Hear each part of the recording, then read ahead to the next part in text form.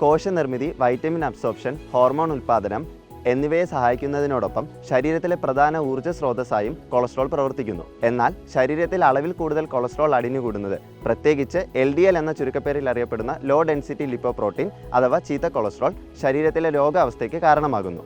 ഘൃതം ഉപയോഗിക്കുന്നത് കൊളസ്ട്രോൾ കൂട്ടുമോ എന്നത് പൊതുവെയുള്ള ഒരു സംശയമാണ്. എന്നാൽ പ്രത്യേക മരുന്നുകൾ ചേർത്ത് കാച്ചിയെടുക്കുന്ന ഘൃതം ഉപയോഗിക്കുന്നത് കൊളസ്ട്രോൾ കൂട്ടുകയില്ല. നെയ്യിലേക്ക് കൃത്യമായ അളവിൽ മരുന്നുകൾ കഷായ രൂപത്തിലും അരച്ചും ചേർക്കുന്നു.